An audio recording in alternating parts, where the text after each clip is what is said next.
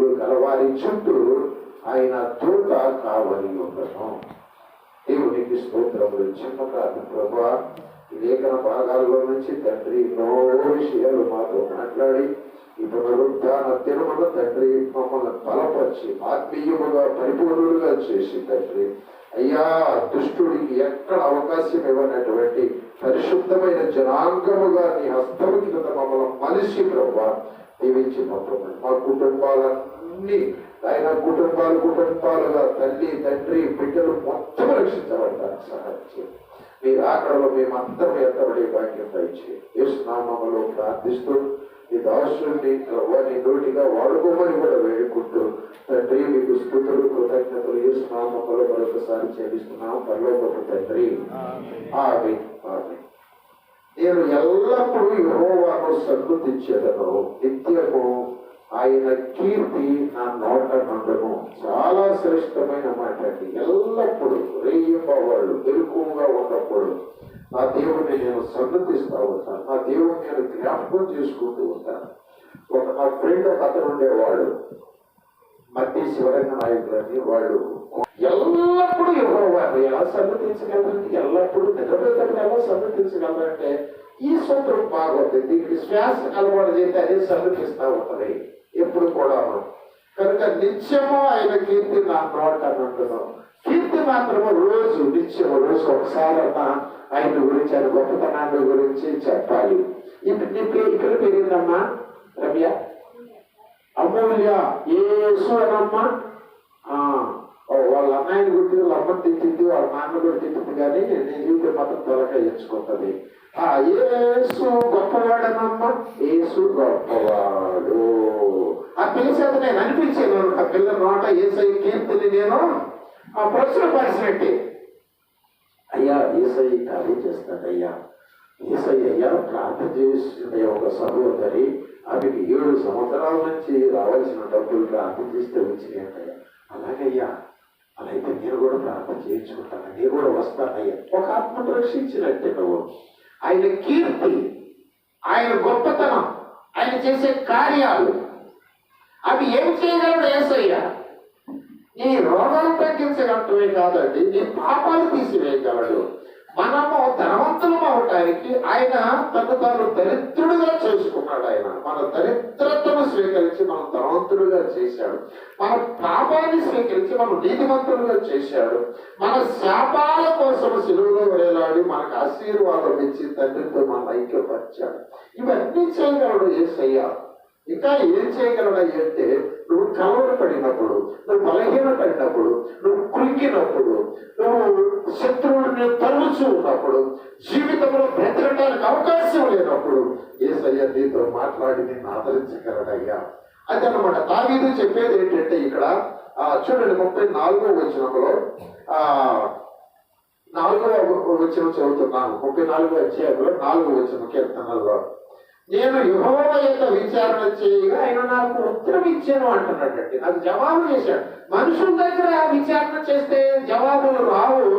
ఏదో ఆయన ఆలకించరు తాలకించరు. కానీ ఆయన దగ్గర కానీ మనము విచారణ చేయగలిగితే, మొరపెట్టగలిగితే, ఏంటి ప్రభువా నన్ను విడిచిపెట్టావా, నన్ను మర్చిపోయావా, దేవా సహాయం చేయయ్యా, ఎన్ని సంవత్సరాలు నీకు మొరపెట్టావయ్యా, దేవా నాలో ఏమైనా లోపం ఉందా సరి చేసుకుంటాను ప్రభా. ఈ విధముగా కొంచెం సమయం ఆయనతో విచారణ చేయగలిగితే ఆయన జవాబిస్తాడంట.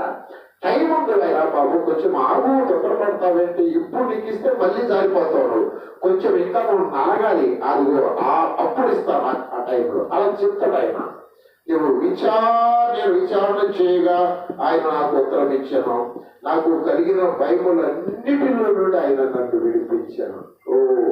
భయం అనేది చాలా భయంకరమైనది, మనిషిని కుంగతీస్తూ ఉంటుంది. భయం అనేది ఈ దేవుణ్ణి తెలుసుకున్నప్పుడు గొప్ప ధైర్యం వస్తుందండి, చాలా గొప్ప ధైర్యం వస్తుంది. చదువుకునే దినాల్లో నుండి నేను అప్పుడు 10th క్లాస్ 11th క్లాస్ నాకు తెలియదు, ఎన్సీసీలో ఉన్నాను నేను.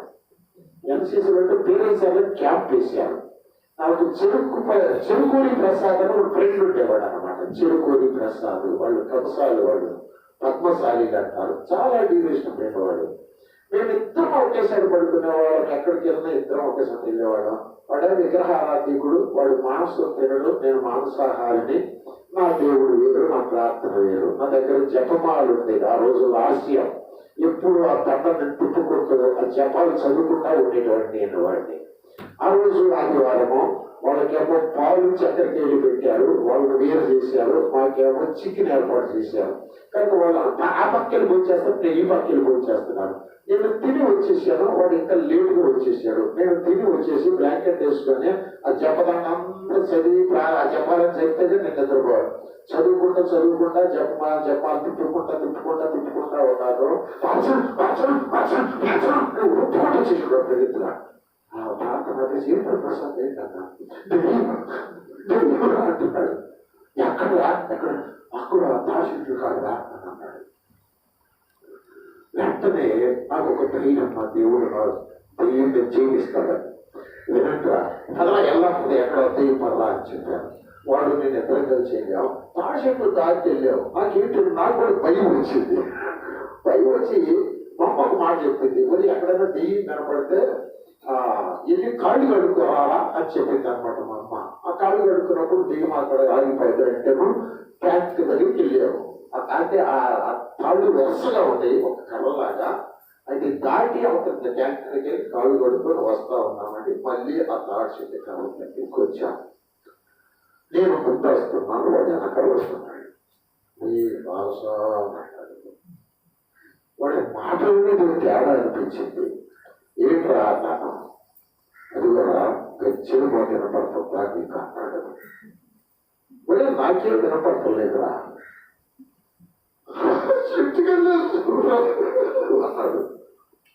ఆ చెట్లకు నేను అడుగుతున్నాను, ఎక్కడ ఏది నాకు కనపడలేదు. నిజంగా జరిగిన సంగతి చెప్తున్నాను. చూసేయడానికి చెప్తాను, చూసాను. ఇది నవ్వుతున్నాడు. ఆ నవ్వులు ఇది తేడా ఉంది.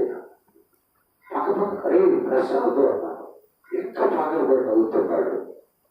నాకు అయిపోయింది, ఇంకా నాకు భయం వచ్చేసింది. అదే ప్రసాదు అన్నాడండి. నేను ఏం చేయాలి మధ్య అర్థం కలగండి. కొరతల్లో అర్థం చేస్తాను కానీ ఈ రకంగా ఎమ్మటి వాళ్ళు నన్ను భయపెడితే అంత ధైర్యం నాకు లేదు. నాకు ఒకటే చేత అయింది, ముందు తెప్పేసి మాట్లాడటం చేత నాకు. కాబట్టి చెయ్యి బాగానే ప్రసాదంటే ఆగిపెట్టి దౌడు పెట్టి ఒకటే తీసేదండి. ఏంటా కొట్టేవాడు ఏదో తెలియదు బాగా ఎక్సీసీ మా మాస్టర్ గారు పట్టుకుంటే భయం వచ్చిందని నా దగ్గర పడుకోమన్నాడు. ఎందుకు నేను చెప్పానంటే భయం అనేది చాలా భయంకరమైనది. దేవుడు నాతో ఉన్నాడంటే నాకు ఆ ధైర్యం వస్తుంది, ఆ స్థిరత్వం వస్తుంది అనమాట. ఆ భయం అన్నిటిలో ఆయన తప్పించాడు అంటాడు. ఇది సందర్భం ఏంటంటే 34వ కీర్తన సందర్భం ఏంటంటే సౌలుకు భయపడి దావీదు పారిపోతా ఉన్నాడండి. ఎక్కడ దొరికితే అక్కడ చంపేసేయాలని మామగారు. కానీ దేవుడే కాపాడుతూ ఉన్నాడు ఆయనకు. సరే, నేను అటు వెళ్ళలేదు. కానీ ఇక్కడ నుంచి ఒక మాట, ఇక్కడ 5వ వచనములో ఈ దీనుడు మొరపెట్టగా యెహోవా ఆలకించెను, అతని శ్రమలన్నిటిలో నుండి అతన్ని తప్పించెను. ఈ మాట కాడ కొన్ని మాటలు మీకు నేను చెప్పి నేను ముగిస్తానండి. ఒకసారి న్యాయాధిపతుల గ్రంథము, ఇప్పుడు మాకు తీసుకొని ఎవరైనా సహాయం చేయండి. న్యాయాధిపతుల గ్రంథం 6వ అధ్యాయంలోనికి మీరు వెళ్ళండి. న్యాయాధిపతుల గ్రంథం 6వ అధ్యాయము. ప్రైజ్ ది లార్డ్, హల్లెలూయా. న్యాయాధిపతుల గ్రంథం 6వ అధ్యాయము 11, 12 వచనాలు. మొత్తం 16 దాకా సర్వీస్ చేయండి గబగబా. ఎవరన్నా ఎవరు చదవట్లేదా? తీసుకోమన్నాను కదా, చదువు. Praise the lord. యెహోవా దూత వచ్చి అబీయజ్రీయుడైన యోవాషునకు కలిగిన ఓఫ్రాలోని మస్తకి వృక్షం కింద కూర్చుండెను. యెహోషువ కుమారుడైన గిద్యోను మిద్యానీయులకు మరుగైనట్లుగా గానుగ చాటున గోధుమలను దొడబట్టుచుండగా యెహోవా దూత అతనికి కనబడి, పరాక్రమం గల బలాఢ్యుడా, యెహోవా నీకు తోడై ఉన్నాడని అతనితో అనగా, గిద్యోను చిత్తమును ఏలినవాడా, యెహోవా మాకు తోడై ఉండిన యెడల ఇదంతయు మాకేలా సంభవించెను? యెహోవా ఐగుప్తుల నుండి మమ్మల్ని రప్పించనని చెప్పుచు మా పితరులు మాకు వివరించిన ఆయన అద్భుత కార్యములన్నీ ఏమాయను? యెహోవా మమ్మల్ని విడిచిపెట్టి మిద్యానీయుల చేతికి మమ్మల్ని అప్పగించెనని అతనితో చెప్పెను. అంతటా యెహోవా అతని తట్టు తిరిగి బలము తెచ్చుకొని వెళ్ళి మిద్యానీయుల చేతుల నుండి ఇశ్రాయేలీయులను రక్షింపుము, నిన్ను పంపిన వాడను నేనే అని చెప్పగా, అతడు చిత్తమున ఏలినవాడా, దేని సహాయము చేత మొదటి చదవండి, మళ్ళా అర్థమవుతుంది. ఇశ్రాయేలీయులు యెహోవా దృష్టికి దోషులైనందున యెహోవా 7 ఏళ్లు వారిని మిద్యానీయుల చేతికి అప్పగించెను. మిద్యానీయుల చెయ్యి ఇశ్రాయేలీయుల మీద హెచ్చాయను కనుక వారు మిద్యానీయుల ఎదుట నిలవలేక పంటలోనున్న వాగులను, గుహలను, దుర్గములను తమకు సిద్ధపరచుకుని, ఇశ్రాయేలీయులు విత్తనములు విత్తిన తరువాత మిద్యానీయులను, అమాలేకీయులను తూర్పున నుండి వారు తమ పశువులను, గుడారములను తీసుకొని మిడతల దండంతో విస్తారముగా వారి మీదకి వచ్చి వారి ఎదుట దిగి గాజాకు పోవునంత దూరము భూమి పంటను పాడు చేసి ఒక గొర్రెను గాని, ఎద్దును గాని, గాడిదను బిడ్డలు చూడబోతే భయంకరమైన తిరుగుబాట్లు, భర్త చూడబోతే బాధ్యత లేకుండా బ్రతకటము, ఇలాంటి పరిస్థితుల్లో దాన్ని ఏమంటారంటే హీన దశ. హీన దశ బ్రతుకు మీద విరక్తి వచ్చేస్తుంది. ఏంటి ప్రభువా, ఏంటి జీవితము, తిరిగితనం వస్తుంది, ఎలా బ్రతకాలి, ఈ బిడ్డల్ని ఎట్లా పెంచాలి, వాళ్ళు వదిలిపెట్టలేను, నేను బ్రతకాలేను, ఈ సమస్యలు తీర్చలేను. దీనికి కారణం ఏంటంటే ఇశ్రాయేలీయులు యెహోవా దృష్టికి దోషులయ్యారట. ఏ వ్యక్తి అయినా దేవుని దృష్టికి దోషి అయితే వాళ్ళను దేవుడు హీన దశకు అప్పగిస్తాడు, పరిస్థితులకు అప్పగిస్తాడు, వాక్యాలకు అప్పగిస్తాడు, రోగాలకు అప్పగిస్తాడు, సమస్యలకు అప్పగిస్తాడు. ఇది గ్రహించాలి.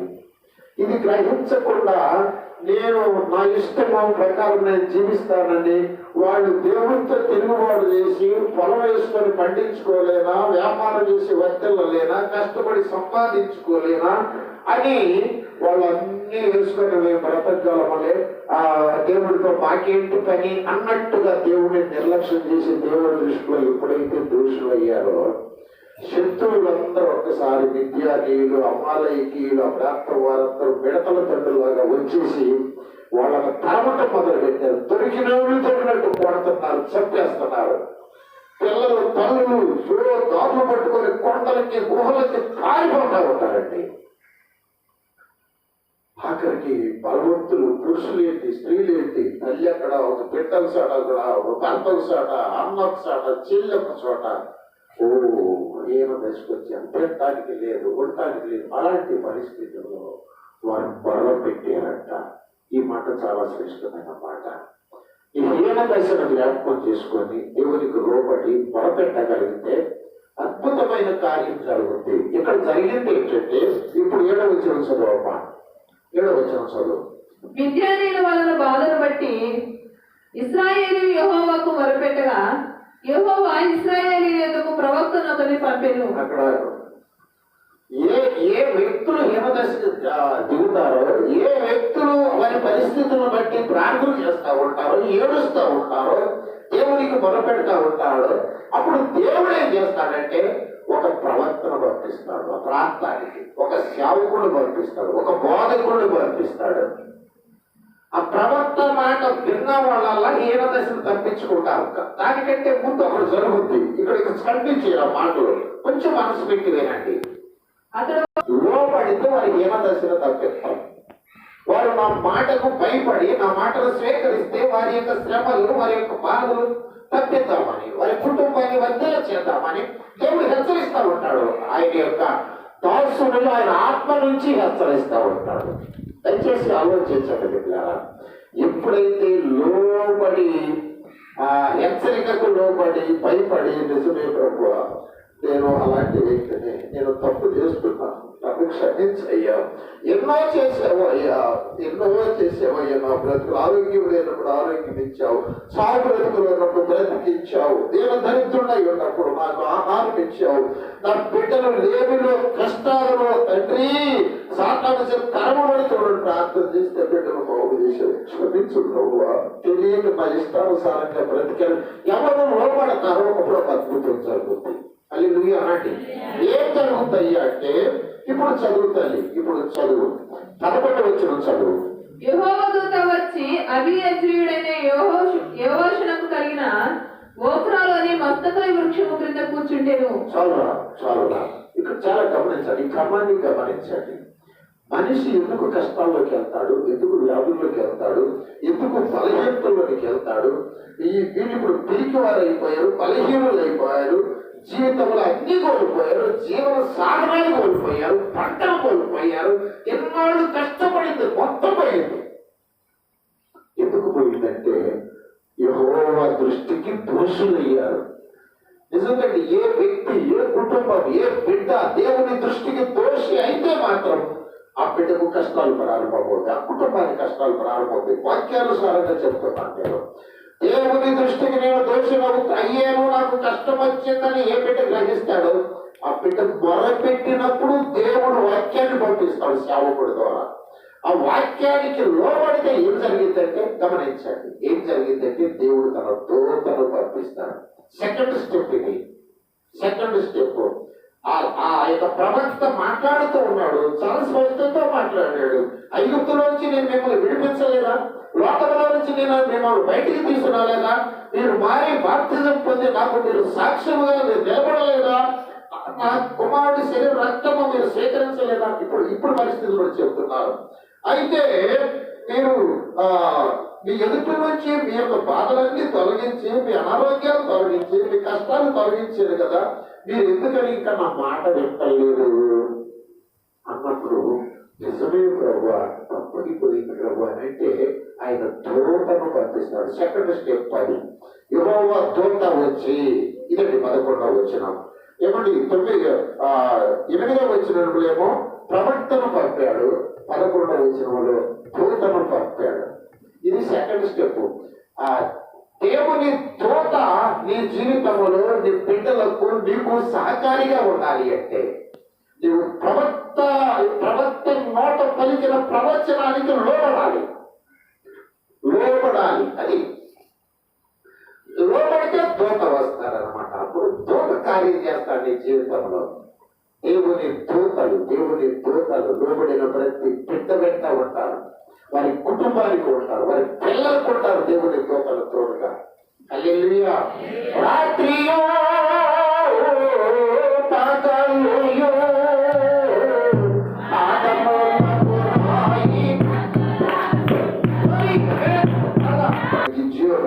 విద్యానీయులకు మరుగై ఉండున్నట్లు గాడుగు చాటున గోధుమలను దొరల కొట్టుకుంటున్నాడు.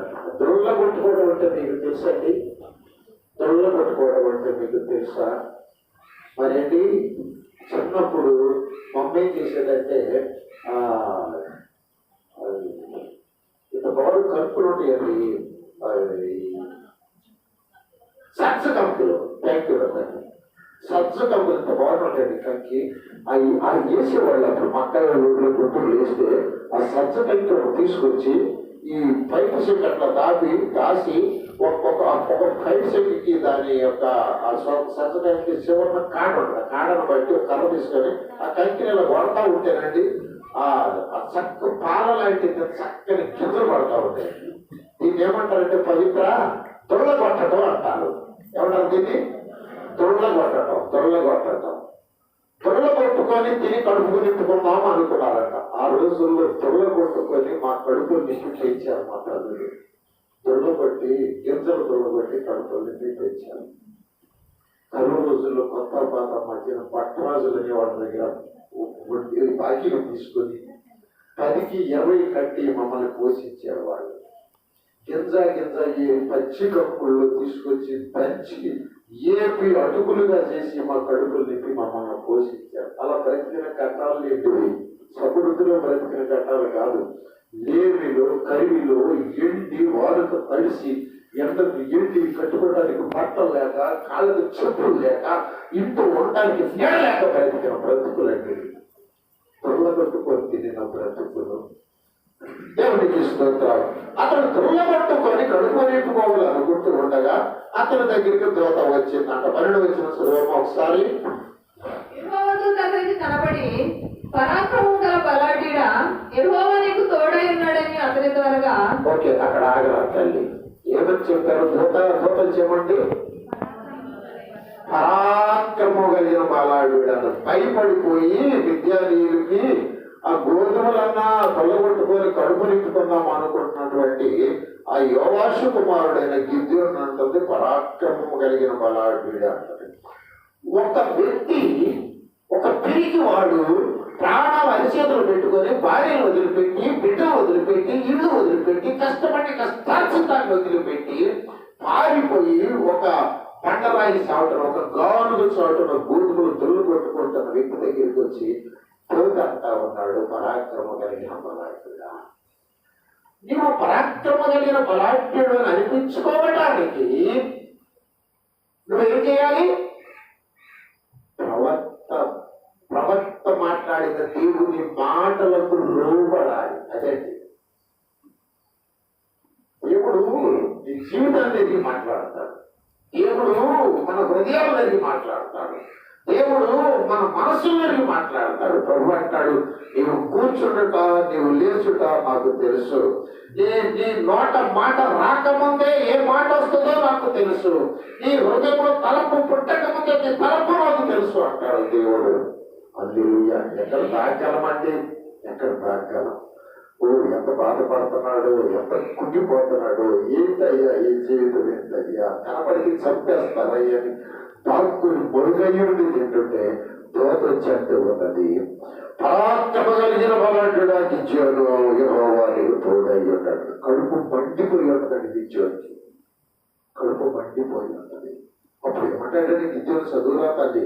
గిద్యోను చిత్తమున ఏలినవాడా, యెహోవా మాకు తోడై ఉండిన యెడల ఇదంతయు మాకేలా సంభవించెను?